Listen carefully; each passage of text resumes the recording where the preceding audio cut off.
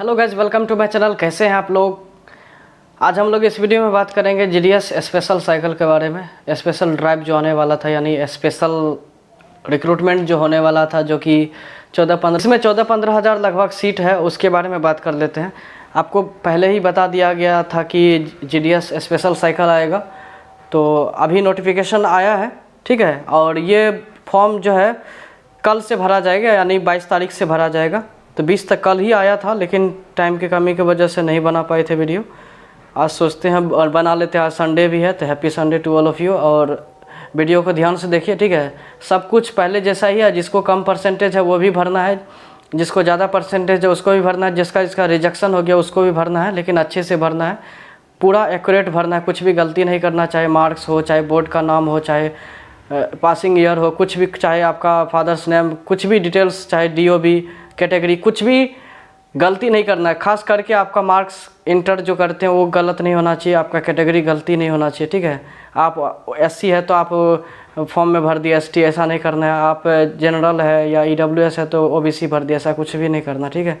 अगर जनरल का जगह ओबीसी भर दिया तो फिर आपको ओबीसी सर्टिफिकेट देना पड़ेगा, जो कि आपका नहीं होगा, तो आप रिजेक्ट हो जाएंगे, ठीक है। सारा चीज़ एक्यूरेट मिलना चाहिए। तो इसके बारे में बात कर लेते हैं। स्क्रीन रिकॉर्डिंग ऑन रहेगा, आप थोड़ा बहुत देख लीजिएगा, हम इसे समझा देते हैं, ठीक है।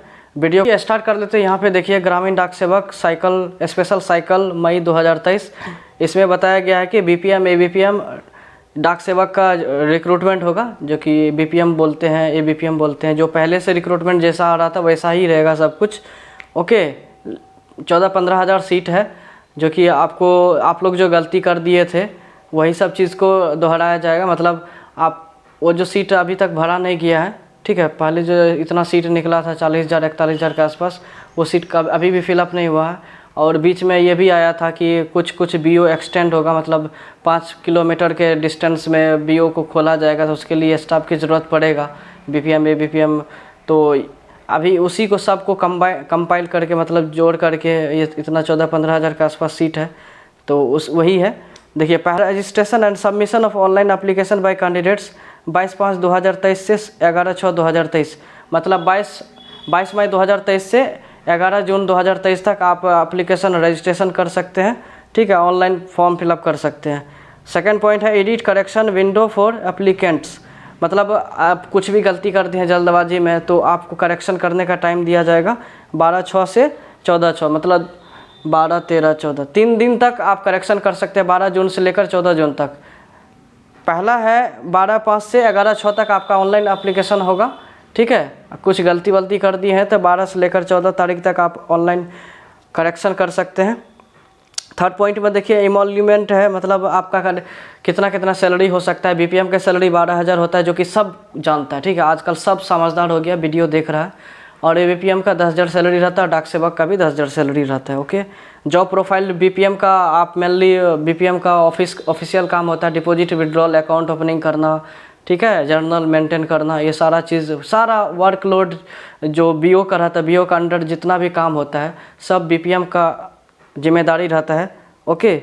और एबीपीएम का काम क्या होता है। एबीपीएम का काम होता है आपका, और एबीपीएम का काम होता है डाक डिलीवरी करना। जो भी डाक आता है अकाउंट ऑफिस से ब्रांच ऑफिस में, सारा लेटर को सॉर्टिंग करके उसको डिलीवर किया जाता है कि कहाँ किसका लेटर है, कौन एरिया का कौन लेटर है। इस तरह से एबीपीएम का काम होता है डिलीवर करना। कभी कभी बीपीएम को भी असिस्ट करता है, ठीक है। बीपीएम का काम भी करना पड़ता है, एबीपीएम को हेल्प करना पड़ता है। और डाक सेवक का काम होता है आपका मेल लाना ले जाना। अकाउंट ऑफिस से ब्रांच ऑफिस मेल ले आता है, फिर ब्रांच ऑफिस से अकाउंट ऑफिस ले जाता है। यही सब काम होता है डाक सेवक का, और बीपीएम को भी असिस्ट करना पड़ता है कभी कभी।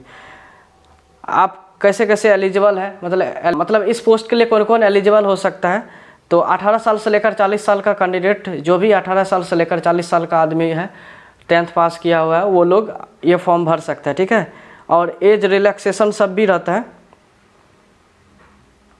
हाँ, इसमें यह भी बताया स्पेशल में कि आपका 11/6/2023 से पहले तक आपका 18 साल हो जाना चाहिए, ठीक है। 18 से लेकर 40 साल वाला ये फॉर्म भर सकता है।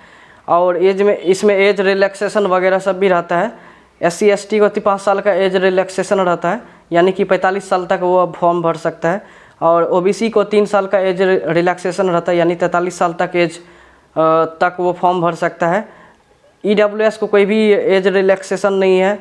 पीडब्ल्यूडी फिजिकल हैंडीकैप्ड ईआर को 10 साल का दिया जाता है और ओबीसी फिजिकल हैंडीकैप 13 साल का है और SC ST OBC SC ST handicapped को 15 साल का एज रिलैक्सेशन दिया जाता है, यानी 40 साल प्लस 15 साल 55 साल का आदमी सब भी 54 साल का आदमी सब भी ये फॉर्म भर सकता है। और देखिए इसमें एजुकेशनल क्वालिफिकेशन क्या चाहिए। एजुकेशनल क्वालिफिकेशन आपका 10th पास होना चाहिए, ठीक है, 10th बेसिस पे है, 10th में आपका अच्छा परसेंटेज रहना चाहिए, 10th पास होना चाहिए। वो लोग फॉर्म भर सकता है। आपका लोकल लैंग्वेज आपको पढ़ा रहना चाहिए, जैसे मान लेते हैं बंगाली है, मणिपुरी है, राजस्थानी है, मराठी है, ये सब जो महाराष्ट्र का है तो वो लोग को मराठी आता है, गुजरात का है तो गुजराती सब आता है, बंगाल का है तो बंगाली सब आता है। मतलब आपको लोकल लैंग्वेज का ज्ञान होना चाहिए, वो आदमी फॉर्म भर सकता है। हिंदी भाषी के बहुत चांस रहता है, हिंदी भाषी एरिया बहुत है तो वो लोग वहाँ अलग अलग स्टेट में फॉर्म भर सकता है, ठीक है, जहाँ उसका इच्छा है। अदर क्वालिफिकेशन कंप्यूटर का नॉलेज रहना चाहिए, साइकिल वाइकिल चलाने आना चाहिए, ठीक है।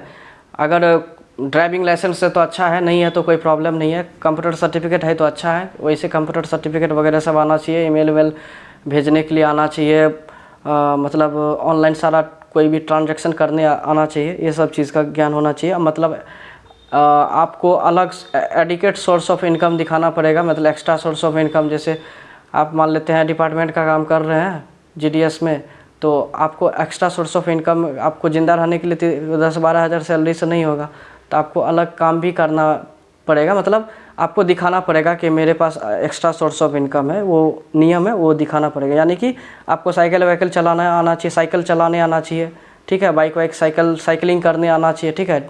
उसके बाद आपको कंप्यूटर वगैरह चलाने आना चाहिए और आपके पास एक्स्ट्रा सोर्स ऑफ इनकम होना चाहिए, ये टर्म है।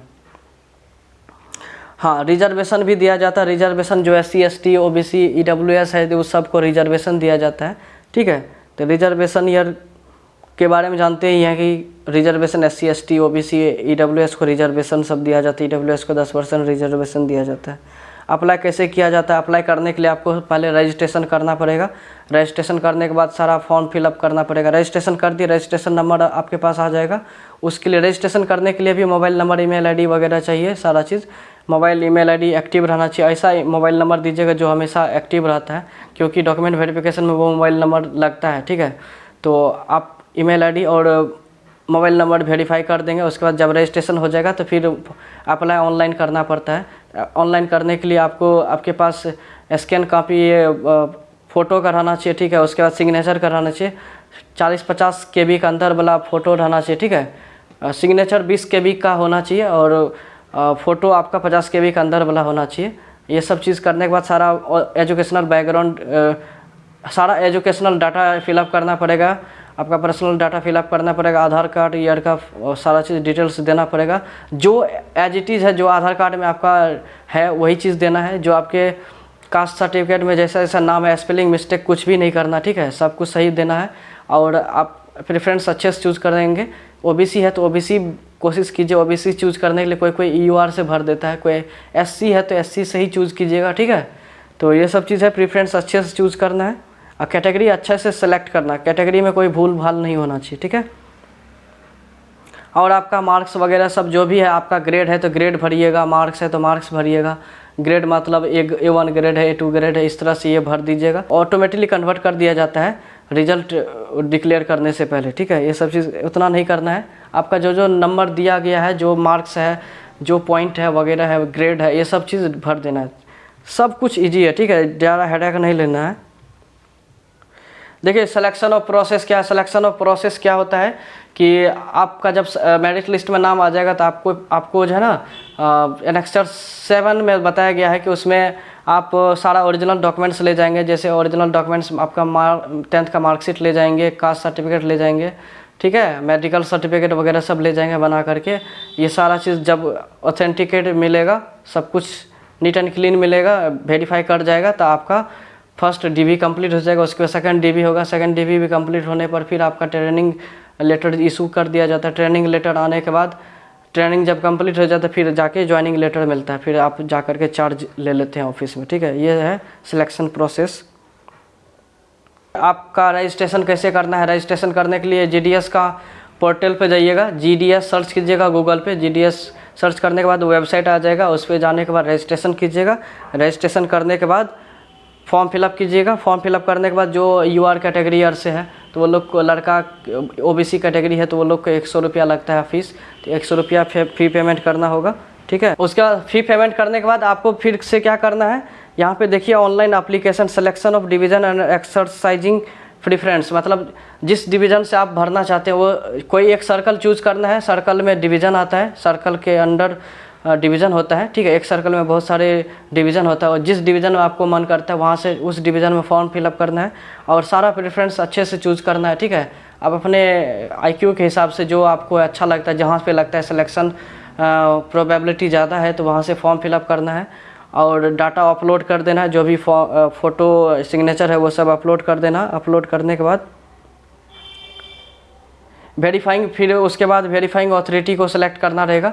जब फ़ोटो वगैरह सब अपलोड कर देंगे, ठीक है, इस तरह से अपलोड होगा, आप स्क्रीन रिकॉर्डिंग में देख भी सकते हैं।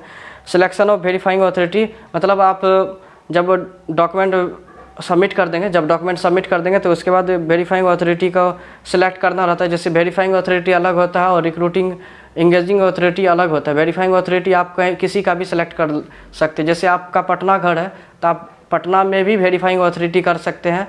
मान लेते हैं आपका घर पटना में है और भर रहे हैं बनारस से, तो बनारस में आप बनारस आना जाना थोड़ा दिक्कत हो जाएगा, तो आप पटना में भी वेरीफाइंग अथॉरिटी को सिलेक्ट कर सकते हैं। फॉर्म भरने वक्त आप वेरीफाइंग अथॉरिटी चूज़ कर सकते हैं कहाँ पे आप, जैसे मान लेते हैं कोई एग्ज़ाम है तो आप कहाँ पे एग्ज़ाम देना चाहते हैं, आप अपने होम डिस्ट्रिक्ट में देना चाहते हैं, कहीं और देना चाहते हैं, एग्ज़ाम सेंटर प्रेफरेंस चूज़ करना रहता है ना। तो इसी तरह इसमें भी है कि आप वेरीफाइंग अथॉरिटी कहाँ पे डॉक्यूमेंट वेरीफाई कराना चाहते हैं तो वो आपको चूज़ करने का ऑप्शन देता है, ठीक है। ये करने के बाद फिर कुछ दिन के लिए डॉक्यूमेंट 12 से लेकर 14 तारीख तक डॉक्यूमेंट जो आप गलती कर दिए हैं वो विंडो खुलेगा, आप करेक्शन कर सकते हैं। करेक्शन ये सब चीज़ धीरे धीरे हम बताते जाएंगे, ठीक है। यहाँ पे देखिए एनेक्सर 7 में बताए थे कि सारा ओरिजिनल सब लगता है। तो ओवरऑल सब कुछ समझ आ गया होगा, ठीक है। और ऐसा वीडियो बहुत सारे बना दिए हैं ऑलरेडी, वीडियो चैनल पे है, आप देख सकते हैं, ठीक है। आपको जिस्ट इसमें बता दिए हैं क्या क्या है नहीं है, ठीक है। और भी बहुत कुछ बताएंगे इसके बारे में। तो वीडियो को लास्ट तक देखने के लिए धन्यवाद और चैनल को सब्सक्राइब कर लीजिए और टेलीग्राम जुड़ जाइए और इंस्टाग्राम पे आके बात कर सकते हो।